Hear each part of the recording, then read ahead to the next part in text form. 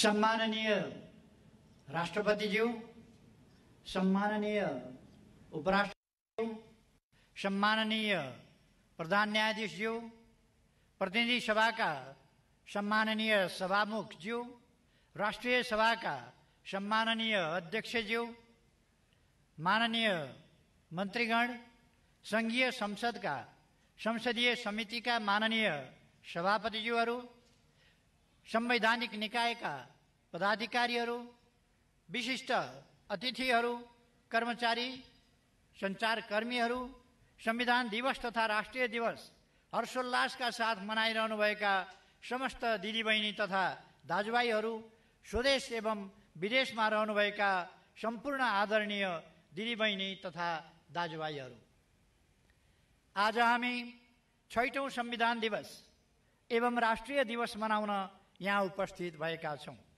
7 दशक लामो सङ्घर्ष र बलिदान एवं संविधान निर्माणको सन्दर्भमा बहस, विवाद र सहमतिको 6 वर्ष लामो श्रृङ्खला पार गरी 5 वर्ष अघि आजकै दिन हामीले संविधान सभाबाट नेपालको संविधान जारी गरेका थियौं। यस ऐतिहासिक दिनको अवसरमा सर्वप्रथम म नेपाल सरकार तथा आफ्नो तर्फबाट मुलुकभित्र र मुलुक बाहिर रहनुभएका सम्पूर्ण नेपाली दिदीबहिनी तथा दाजुभाइहरूमा हार्दिक बधाई तथा शुभकामना व्यक्त गर्न चाहन्छु। आन्दोलनको क्रममा शहादत वरण गर्नुहुने सम्पूर्ण अज्ञात शहीदहरूप्रति भावपूर्ण श्रद्धाञ्जली अर्पण गर्दछु। जननिर्वाचित संविधान सभाद्वारा जनता आफैले लेखेको संविधान जारी गराउने बिन्दुसम्म नेपाली राजनीतिक आन्दोलनको नेतृत्व गर्नुहुने अग्रजहरूप्रति उच्च सम्मान व्यक्त गर्दछु।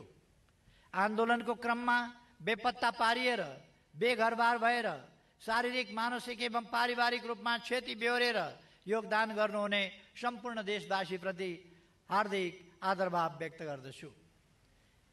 हामीले विगत 3 वर्ष यता यस राष्ट्रिय दिवसलाई विभिन्न तरिकाले मनाउँदै आएका छौं। संविधान जारी भएपछि निर्वाचित सरकार सञ्चालनको पहिलो वर्ष हामीले औपचारिक कार्यक्रम गर्यौं, जनआकांक्षाका कुरा गर्यौं र त्यसलाई अघि बढाउने आधार तयार गर्यौं।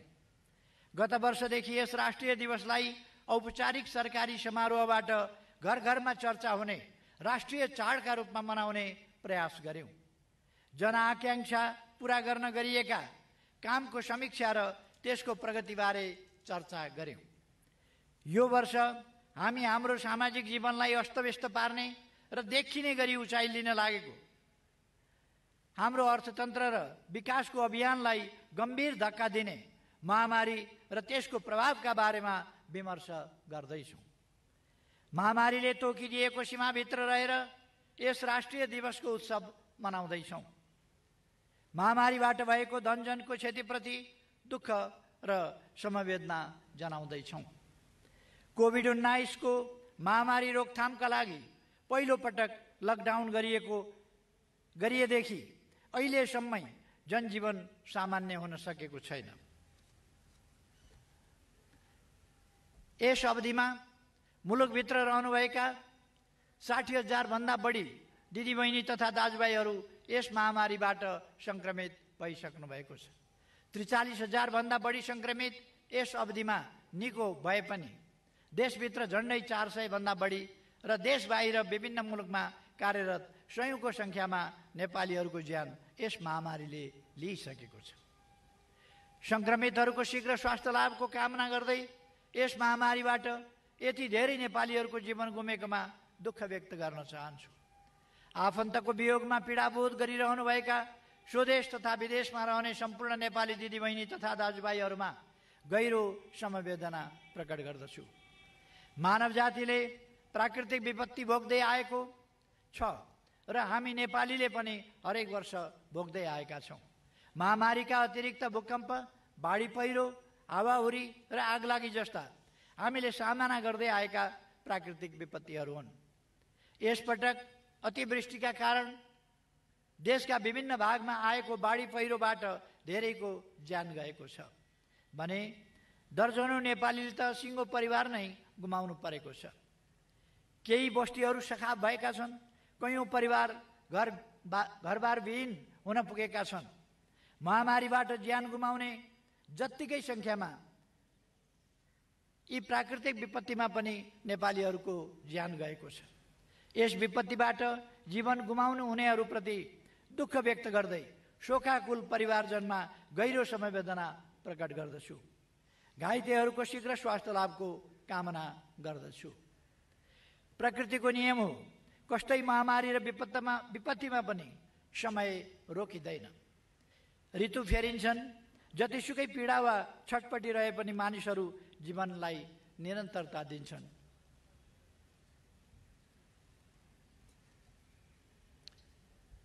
गौरवगाथा गाउने दिन आउँछन्, स्मरण गर्नुपर्नेहरूलाई श्रद्धापूर्वक सम्झिन्छन्, प्रतिबद्धतालाई निरन्तरता दिन्छन्, बाँकी रहेको जिम्मेवारी पूरा गर्ने प्रण गर्छन्। महामारी र विपत्ति बीच हामी यिनै शोक र सङ्कल्पहरू बीच यस वर्षको राष्ट्रिय दिवसको उत्सवमा सरिक भइरहेका छौँ। दिदीबहिनी तथा दाजुभाइहरू, कोभिड-19 एक्कासी आएको विपत्ति हो। यस महामारीसँग सामना गर्न विश्वका कुनै पनि मुलुक तयारी अवस्थामा थिएन, हामी पनि थिएनौँ। सुरुका दिनमा यसको प्रभाव र प्रवृत्तिका बारेमा अनुसन्धानमा संलग्न विज्ञहरू समेत अलमलमा थिए। अफवाह थिए, आशंका र आतंक थिए। कोही लकडाउनको पक्षमा थिए, कोही विपक्षमा। कसरी सर्छ, कसरी फैलिन्छ, कसरी रोकथाम हुन्छ, कहिलेसम्म यसको कहर कायम रहन्छ जस्ता विषयमा अड्कलबाजीहरू धेरै थिए। यहाँसम्म कि कोरोना महामारीको व्याधि भन्नेमा महामारी हो कि व्याधि हो भन्नेसम्म समेत बहस भएका थिए। हामीले गत सालको चैत्र 11 गते पहिलो पटक लकडाउन गऱ्यौँ, छिमेकी मुलुक भारतमा भन्दा एक दिन अघि। त्यस बखत हामी कहाँ सङ्क्रमितहरूका 2वटा मात्र केस पहिचान भएका थिए। छिमेकी चीनमा यो महामारी लगभग नियन्त्रणमा आइसकेको थियो। छिमेकी भारतमा सङ्क्रमितको सङ्ख्या 3 अङ्कमा सीमित थियो। त्यति बेला विश्व स्तरमा नै मास्कसहित आवश्यक स्वास्थ्य सामग्रीको अभाव थियो। अभाव मात्रै होइन, हाहाकार नै थियो। अहिले विश्वकै स्वास्थ्य सामग्रीको प्रमुख स्रोत मुलुक मानिएको चीनमा समेत सुरुका दिनमा सर्जिकल मास्कको समेत अभाव थियो। हुने वा कम हुने छिमेकीहरूले जे जति छ त्यति सर्जिकल मास्क एकबद्धता स्वरूप पठाइरहेका थिए। आपतमा नआत्तिने र समयक्रममा बिर्सने मानवीय स्वभावलाई आपसमा आत्तिने र समयक्रममा बिर्सने मानवीय स्वभावलाई ध्यानमा राखी म त्यति बेलाको अवस्था स्मरण गर्न यी विषयमा चर्चा गरिरहेको छु। त्यति बेला हामी मध्ये कोही अलिक आत्तिएका थियौँ, थोरै केही हुन्न भन्नेमा पनि थियौँ। समग्रमा जनताको सुझबुझपूर्ण सहयोगमा कोरोनालाई तह लगाउन सकिनेमा हामी विश्वस्त थियौँ। हामीले लकडाउन गऱ्यौँ, सर्वपक्षीय सल्लाह गऱ्यौँ, सल्लाहमै रोकथाम, नियन्त्रण र उपचारको लागि क्षमताले भ्याएसम्मका उपायहरू अपनायौँ। हामीले जनताको जीवन रक्षा पहिला भन्ने नीति अगाडि सार्यौँ। उपलब्ध नयाँ तथ्यका आधारमा जनतालाई सचेत पार्ने हरसम्भव प्रयास गऱ्यौँ। यस अवधिमा प्रधानमन्त्रीको हैसियतमा मैले पटक पटक औपचारिक सम्बोधन गरेँ।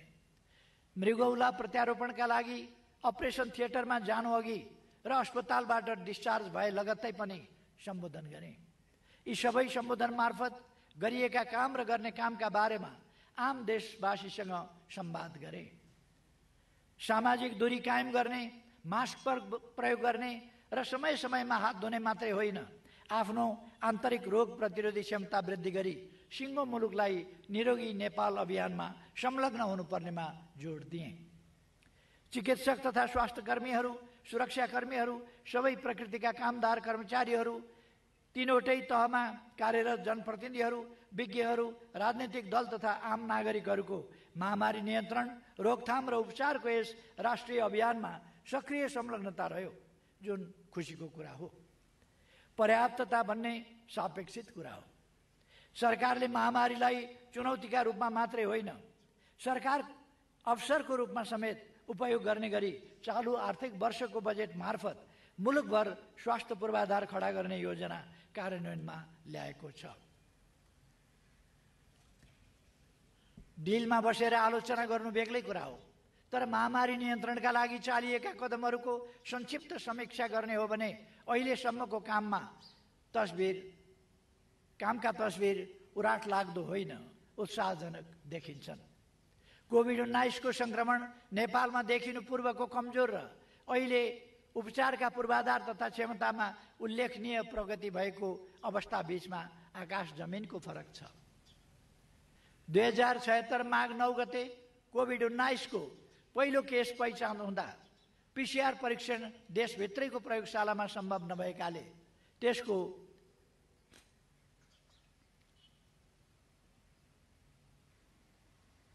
नमुना विदेश पठाउनु परेको थियो। हाल देशभित्र सरकारी 33 र निजी 14 गरी 47 आरटी-पीसीआर परीक्षण प्रयोगशालाहरू सञ्चालनमा छन्।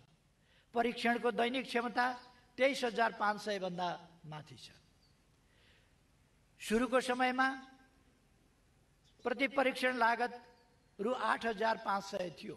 हाल निजी र सरकारी दुवै प्रकृतिका प्रयोगशालाहरूमा 2,000 रुपैयाँमा परीक्षण हुन थालेको छ। सिङ्गो जनसङ्ख्याको कम्तीमा 2% पीसीआर परीक्षण गर्ने हाम्रो अनुमानित प्रतिबद्धता पूरा भएको छ र त्यो अहिले कम हुने देखिएको छ। प्रति 10 लाखमा पीसीआर परीक्षण 30,000 नागेको छ। अहिले आइसियु बेड क्षमता 1,551, पहिले आइसियु बेड क्षमता 1,551 थियो, अहिले 2,600 पुर्याइएको छ। पहिले भेन्टिलेटर संख्या 770 थियो, अहिले 900 पुर्याइएको छ। पहिले जिल्ला अस्पताल रहेका स्थानीय तहमा मात्रै अस्पताल सेवा उपलब्ध थिए, अहिले बाँकी 649 स्थानीय तहमा 5 बेडको अस्पताल निर्माणको व्यवस्था गरिएको छ। प्रदेश सरकार र अस्पतालहरूलाई आवश्यक पूर्वाधार, स्वास्थ्य सामग्री, मानवीय तथा वित्तीय स्रोतको व्यवस्था गरिएको छ। स्वास्थ्य मन्त्रालय अन्तर्गत 100 जना पोस्ट ग्रेजुएट चिकित्सक परिचालन गर्ने तयारी पूरा भएको छ। 25 हब अस्पताल र 20 शिक्षण अस्पतालहरूमा विशेषज्ञ चिकित्सकहरूको नेतृत्वमा तुरुन्तै परिचालन गर्न सकिने टिमहरू तयारी अवस्थामा राखिएको छ। बहुसंख्यक नेपालीहरूलाई कोभिड-19 का लक्षण तथा हात धुने, भिडभाडबाट टाढा हुने, मास्क प्रयोग गर्ने जस्ता रोकथामका उपायहरूबारे जानकारी छ। Mobile ringtone, toll free hotline phone, web portal, radio, TV, सामाजिक सञ्जाल तथा पत्र पत्रिकाका अतिरिक्त स्वास्थ्य तथा जनसङ्ख्या मन्त्रालयको दैनिक ब्रिफिङबाट स्वास्थ्य चेतना तथा जोखिम बारेको सूचना प्रवाह गरिएको छ। केस व्यवस्थापनका लागि आवश्यक पीपीई सहितका सामग्रीहरू उपलब्ध छन्। मास्क, सेनिटाइजर लगायत आधारभूत स्वास्थ्य उपकरणहरूको उपलब्धता छ। पहिले परम्परागत औषधि आदिका बारेमा दुविधा थियो, अहिले हाम्रा जडीबुटी र परम्परागत वस्तुहरूको प्रयोगबाट आफू निको भएको भनेर कतिपय संक्रमितहरूका अनुभव पनि सुन्न थालिएको छ। दिदीबहिनी तथा दाजुभाइहरू, गत वर्ष आजकै दिन मैले सरकार सञ्चालनको 18 महिना भएका उपलब्धिको संक्षिप्त विवरण राखेको थिएँ।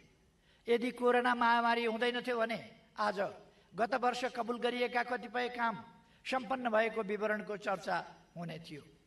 केही राष्ट्रिय गौरवका आयोजनाहरू उद्घाटन हुने थिए। भैरवाको अन्तर्राष्ट्रिय विमानस्थल सञ्चालनमा आइसकेको हुने थियो। माथिल्लो तामाकोशी जलविद्युत आयोजनाबाट ऊर्जा उत्पादन सुरु भएको हुने थियो। मेलम्चको पानी आउन लागिसकेको हुने थियो। रानी पोखरीको पुनर्निर्माण सम्पन्न भइसकेको हुने थियो, अहिले लगभग सम्पन्न भइ पनि सकेको छ भन्दा हुन्छ। धरहरा निर्माणको कार्य सकिने थियो। निजी आवास पुनर्निर्माणको काम पूर्ण रूपमै भइसकेको हुने थियो। विगत 3 वर्षदेखि हाम्रो अर्थतन्त्रले उच्च आर्थिक वृद्धि दरको लय समातेको थियो। मानव विकास सूचकाङ्क, व्यवसाय गर्ने सहज वातावरण, भोकमरीको अवस्था, शान्ति सुव्यवस्था तथा कानुनी शासन, भ्रष्टाचार निवारण, पर्यटकीय प्रतिस्पर्धा, लैङ्गिक समानता, विद्यालय शिक्षा, बालबालिका र स्वास्थ्य जस्ता विश्वव्यापी 14 विभिन्न सूचकाङ्कमा नेपालले उल्लेख्य सुधार गरेको पनि थियो। तर दुःखको कुरा अहिले कोभिड-19 का कारणले नेपालको अर्थतन्त्रमा नकारात्मक असर परेको छ, तर हामी यस प्रतिकूल अवस्थाको छिट्टै अन्त्य गर्नेछौँ र परिस्थितिलाई अनुकूल बनाउनेछौँ। सरकारले कोभिड-19बाट प्रभावित उद्योग व्यवसायलाई सहज सञ्चालनको वातावरण बनाउन बजेट र मौद्रिक नीति मार्फत आर्थिक पुनरुत्थानका प्रस्तावहरू अगाडि सारेको छ। कर सहुलियतदेखि बैंक ब्याज एवं विद्युत महसुल छुट र श्रमिकको सामाजिक सुरक्षा कोषमा सरकारका तर्फबाट रकम योगदान गर्ने सम्मका कामहरू भएका छन्। अर्थतन्त्रलाई पुनरुत्थान गर्न कृषि, ऊर्जा, पर्यटन तथा घरेलु एवं साना मझौला उद्योग समेतलाई समेट्ने गरी पुनर्कर्जा कोषको व्यवस्था गरिएको छ। यसबाट 2 खर्बभन्दा बढी लगानी परिचालन हुनेछ। झन्डै 6 महिना अवरुद्ध आर्थिक क्रियाकलापका बावजुद आर्थिक वृद्धि दर बाहेकका परिसूचकहरू सकारात्मक छन्। यो हाम्रा लागि सुखद पक्ष हो। कोभिडको महामारीपछि विश्वका धेरै मुलुकमा आर्थिक वृद्धि दर नकारात्मक हुँदा पनि हाम्रो आर्थिक वृद्धि दर सकारात्मक नै रहेको छ। कोभिडका कारण राजस्व र खर्चको अवस्थामा असर परे पनि समग्र सरकारी वित्त स्थिति सन्तुलनमा नै छ। राजस्व प्रणालीमा दूरगामी महत्त्व राख्ने सुधार भएका छन्। मूल्यवृद्धि नियन्त्रणमा नै छ। सरकारले बन्दाबन्दी र निषेध आदेशको अवस्थामा पनि जनताका दैनिक आवश्यकताका वस्तुहरूको आपूर्ति निरन्तर गराइरहेको छ। इन्धन, खाद्य वस्तु, तरकारी, फलफुल, औषधि लगायतका अत्यावश्यक उपभोगका वस्तुहरूको आपूर्तिमा कमी हुन दिएको छैन। हाल सरकारी र निजी क्षेत्रमा खाद्य पदार्थहरूको मौजुद पर्याप्त छ। वैदेशिक व्यापार घाटा सुधारोन्मुख छ। वर्तमान बन्दाबन्दीको अवस्थामा पनि विप्रेषण आप्रवाहमा निरन्तरता छ। यस अवधिमा मासिक औसतभन्दा बढी नै विप्रेषण आप्रवाह भएको छ। जेठ, असार र साउन पछिल्लो 3 महिनामा करिब 287 अर्ब रुपियाँ विप्रेषण आप्रवाह भएको छ। यस वर्षभरिमा शोधनान्तर स्थिति रु 282 अर्बले बचतमा रहेको छ। कुल विदेशी विनिमय सञ्चित रु 1401 अर्ब पुगेको छ। कोभिडले ल्याएको विश्वव्यापी आर्थिक सङ्कटका बावजुद पनि दात्री निकायको सहयोग बढिरहेको छ। यस अवधिमा 168 अर्ब रुपैयाँ बजेटरी सहायता सहित कुल 5 खर्ब रुपैयाँ बराबरको विकास सहायता प्रतिबद्धता प्राप्त भएको छ। यस 2 वर्षको अवधिमा रु 2 खर्बभन्दा बढीको बाह्य लगानी स्वीकृत भइसकेको छ भने रु 14 खर्बभन्दा बढीको लगानी प्रतिबद्धता पनि प्राप्त भएको छ। बैंकिङ तथा वित्तीय क्षेत्रमा स्थायित्व कायम भएको छ। बैंक सेवामा उल्लेख्य विस्तार भएको छ। निजी क्षेत्रका लगानीका लागि बैंकिङ क्षेत्रमा करिब रु 200 अर्ब थप तरलता उपलब्ध छ। बैंकिङ क्षेत्रमा रहेको पर्याप्त तरलताको कारण ब्याज दर कम हुँदै अर्थतन्त्र चलायमान रहन सहज भएको छ। उद्योग व्यवसायहरू निर्बाध रूपमा सञ्चालनमा आउँदा सिर्जना हुने कर्जा मागलाई सम्बोधन गर्न बैंकहरू सक्षम छन्। बीमा तथा पुँजी बजारको दायरामा उल्लेख्य विस्तार भएको छ। लकडाउनमा पनि विकास निर्माणलाई यथाशक्य निरन्तरता दिइएको छ। यस अवधिमा 178 किलोमिटर सडकलाई पिच गरिएको छ। 89 मोटरेबल पुल निर्माण भएका छन्। यो लकडाउनको अवधिको कुरा। भूकम्पबाट भत्किएका 53,000 बढी निजी आवास पुनर्निर्माण भएका छन्। दाजुभाइ तथा दिदीबहिनीहरू, यस वर्षको जेठ 24 गते हाम्रो संसदले सार्वभौम सत्ता र भौगोलिक अखण्डताको सन्दर्भमा सर्वसम्मत निर्णय गरेको छ।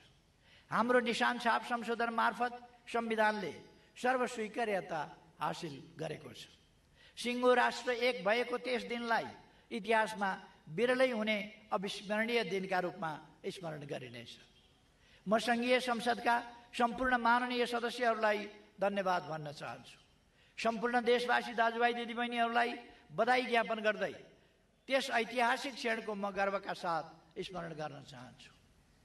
मैले सरकारको नेतृत्व सम्हालेदेखि नै कसैले म यो सरकार र सत्तारूढ दलको लोकतन्त्रप्रतिको निष्ठाका बारेमा गरिने आशंका वा भ्रम सिर्जना गर्ने प्रयासबाट विस्मित हुने गरेको छु।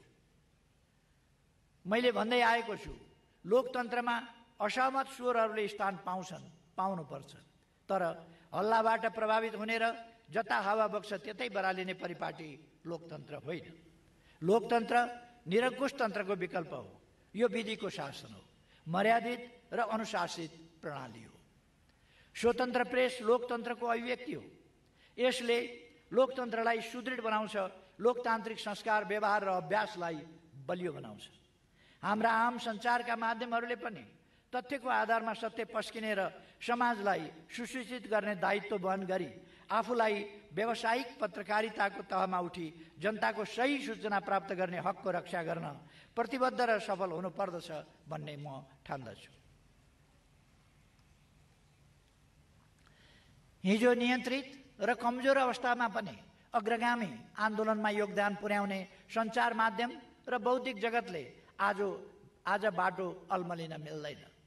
अझ स्पष्ट र सुदृढ योगदानको अपेक्षा नेपाली जनताले गरेको मैले पाएको छु। सङ्कटको बेला, अझ मानिसको मन दुखेको बेला हल्लाहरूले जनमतलाई प्रदूषित गर्ने जोखिम हुन्छ। विगत 1 वर्ष यता हाम्रो लोकतन्त्र, गणतन्त्र र सङ्घीयताका बारेमा कहिले मन्द त कहिले प्रश्न सुनिने गरी प्रश्न उठेको मैले सुनेको छु। मैले विगतका सम्बोधनमा पनि भनेको थिएँ, जब राष्ट्रले निर्णय लिन्छ त्यहाँ अलमल होइन, प्रतिबद्धता हुन्छ। सङ्घीय लोकतान्त्रिक गणतन्त्र नेपाली जनताले लिएको ऐतिहासिक निर्णय हो। अब यसलाई इमान्दारितापूर्वक सबल बनाउन लाग्नु हामी सबै नेपालीको कर्तव्य हो। यस बीचमा नेपालको राजनीतिमा अस्थिरता ल्याउने योजनाबद्ध प्रयासहरू पनि तीव्रताका साथ भए। ती प्रयासलाई परास्त गरेर हामी नेपालीले फेरि स्थिरता र स्थायित्वलाई सुनिश्चित गरेका छौँ। पोहोर साल यो संविधान र व्यवस्थाको मात्रै होइन, राष्ट्रिय अखण्डताकै विकल्प खोज्छु भन्ने शक्ति निशर्त राजनीतिक मूलधारमा समावेश भयो। मैले गत वर्ष पनि संविधानका कुनै धारा र दफाहरूले कहीँ कतै हाम्रो अधिकार ओझेल पारे भन्ने बुझाइमा कोही भए औचित्य र आवश्यकताको आधारमा समयक्रममा सच्याइन्छ भनेको थिए। गैर संवैधानिक गतिविधि त्यागी राष्ट्रिय मूलधारमा समावेश हुन र हाम्रो संविधानले दिएको अधिकार उपभोग गर्न आह्वान गरेको थिएँ। निकट विगतमा सर्वसम्मतिले गरिएको संविधान संशोधनबाट त्यसको पुष्टि भएको छ। 6औं संविधान दिवस एवं राष्ट्रिय दिवसको अवसरमा म फेरि दोहोऱ्याउन चाहन्छु, हाम्रो संविधान सबै अट्ने गतिशील दस्तावेज हो। यसैलाई यो माने सबै दल समूहहरू राष्ट्रिय मूलधारमा सामेल भई सृजनशील र रचनात्मक ढङ्गले क्रियाशील हौँ। आशंका वा अस्पष्टताहरू छन् भने संवादको माध्यमबाट तिनलाई हटाउन सरकार सदैव तयार रहेको कुरा म पुनः स्पष्ट गर्न चाहन्छु। दाजुभाइ तथा दिदीबहिनीहरू, एउटा विषयमा म आज पनि थोरै चर्चा गर्न चाहन्छु। 2 वर्ष अघि यसै समारोहलाई सम्बोधन गर्दै मैले भनेको थिएँ, विकासका सन्दर्भमा देखिएको एक प्रकारको अलमल भइहाल्छ नि भन्दै सुस्तरी चल्ने वा गरिहाल्लान् नि भन्दै चल्दै नचल्नेहरू र जनआकाङ्क्षा अनुरूप शीघ्र विकासको लागि तीव्र गतिमा दौडन खोज्नेहरू बीचको बेमेल हो। यो बेमेल अन्त्य गर्न बाँकी नै छ। तसर्थ फेरि एकपटक जोड दिन चाहन्छु, भइहाल्छ नि वा गरिहाल्लान् नि भन्ने सुविधा हामीलाई छैन। हामीले प्रतिबद्धतालाई परिणतिमा बदल्नै पर्दछ। सरकारमा हाम्रो उपस्थिति तीव्र गति र शीघ्र विकासको जनआकाङ्क्षा पूरा गर्नका लागि हो। त्यस कुरालाई हामीले हेक्कामा राखेका छौँ। हामी सबैलाई थाहा छ, समग्र प्रणाली परिवर्तनको अभियानमा हाम्रो कर्मचारी तन्त्र र राज्यका सम्पूर्ण संयन्त्रहरू बाधक बनेनन्। प्रश्न उठ्छ, यति ठुलो परिवर्तनमा सहयोगी मात्रै होइन, सहभागी हुने कर्मचारी तन्त्रलाई तीव्र गतिमा शीघ्र विकासको वाहक बन्न कुन चाहिँ तत्त्वले अवरोध खडा गरिरहेको छ? के त्यो तत्त्व भइरहेको विकास र प्रगतिलाई समेत अस्वीकार गर्ने अस्वस्थ राजनीति नै हो त? या यति ठुलो परिवर्तनको नेतृत्व गर्न सक्ने राजनीतिक नेतृत्व मण्डल उपलब्धिको व्यवस्थापन गर्न र प्रणाली विकासमा नेता हुन नसकिरहेको कारण हो। भएन, हुँदै भएन भन्ने मान्यता जबरजस्त प्रचलित छ। यसलाई तर्कले होइन, व्यवहार र उपलब्धिबाट हामीले जवाफ दिन सक्नुपर्दछ। विकासको गतिमा सार्वजनिक खरिद ऐन जस्ता विद्यमान कानुनी प्रबन्धहरू पनि अलिक अमिल्दा छन्, समय घर्काइदिने खालका छन्। अझै पनि कतिपय कानुनी प्रबन्ध अधुरा एवं अस्पष्ट रहनाले सम्पूर्ण विकासको कामलाई नराम्रो गरी अल्झाएको छ। अब यसमा यथोचित परिवर्तन गरिन्छ। हामी सबैलाई यो पनि थाहा छ, विकासका योजना, त्यसका लागि आवश्यक स्रोत र त्यसको उपलब्धताको बीचमा ठूलो खाडल छ। केही दशक अघि आजका विकसित मुलुकहरूको हालत पनि हाम्रै जस्तो थियो। उनीहरूले विकासका लागि आवश्यक स्रोत र साधन प्राप्तिका लागि उपलब्ध हुने कुनै पनि सम्भावनालाई उम्किन दिएनन्। रङ होइन, परिणाममा उनीहरूले जोड दिए। सोचौँ, हामी चाहिँ किन मुसा मार्ने बिरालो कालो वा सेतै खोजिरहेका छौँ? अब हामी सबै प्रकारका संकीर्णता र आग्रह पूर्वाग्रह छोडौँ र विकास र उन्नतिको बाटोमा एकताबद्ध भई अघि बढौँ। सुशासन र पारदर्शिता विकासको अत्यावश्यक शर्त हो। अख्तियारको दुरुपयोग, भ्रष्टाचार र अनियमितता नियन्त्रण चुनौतीपूर्ण रहेको छ। मैले पटक पटक भन्दै आएको छु, भ्रष्टाचार गर्दिन, गर्न दिन्न र भ्रष्टाचारीका विरुद्ध बोल्दा मुखमा पानी हालेर बोल्दिन। भ्रष्टाचार विरुद्धको सरकारको यस अभियानमा हाम्रा नियामक निकायहरूले यस अवधिमा महत्त्वपूर्ण भूमिका निर्वाह गरेका छन्।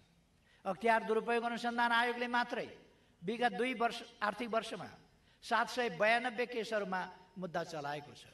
राजस्व अनुसन्धान विभागले 1027 जना विरुद्ध 31 अर्ब 5 करोड भन्दा बढीको बिगो दाबीसहित राजस्व चुहावट, विदेशी मुद्रा अपचलन तथा अवैध हुन्डी कारोबारमा मुद्दा चलाएको छ। लोकतन्त्र प्राप्तिको 7 दशकभन्दा लामो सङ्घर्षमा हामीले सामन्ती प्रतिक्रियावादी राज्य सत्ताका विरुद्ध नेपाली जनतालाई परिचालित गर्यौँ। ढाल्नुपर्ने र फाल्नुपर्ने सत्ताको रूपमा हामीले विरोधको निशाना बनाएको राज्य व्यवस्था संविधान सभाद्वारा संविधान जारी भएसँगै समाप्त भयो। हामी अहिले जनताद्वारा जनताका लागि जननिर्वाचित प्रतिनिधिबाट लेखिएको संविधानले सिर्जना गरेको नयाँ राज्य व्यवस्था सञ्चालन गरिरहेका छौँ। प्रश्न उठ्छ, आफैले आफ्ना लागि बनाएको यो राज्य प्रणालीमा खाल्टाखुल्टी भए सम्याउन सकिन्छ, तर यसलाई सुदृढ गर्नुको साटो विगतको निरङ्कुश प्रणालीलाई झैँ यसका विरुद्ध जानी नजानी माहौल खडा गर्नु कुनै पनि हालतमा उचित हुनै सक्दैन। दिदीबहिनी तथा दाजुभाइहरू, मलाई विश्वास छ महामारीको जोखिम कम हुनासाथ हाम्रो अर्थतन्त्र पुरानै लयमा फर्किनेछ। अर्थतन्त्रका अन्य सूचक दुरुस्त रहेको यस अवस्थामा पर्यटन लगायतका सेवा क्षेत्र सञ्चालन हुनासाथ आर्थिक वृद्धिले अपेक्षा गरेकै दरमा प्रगति गर्नेछ। यो महामारी अस्थायी परिघटना मात्रै हो।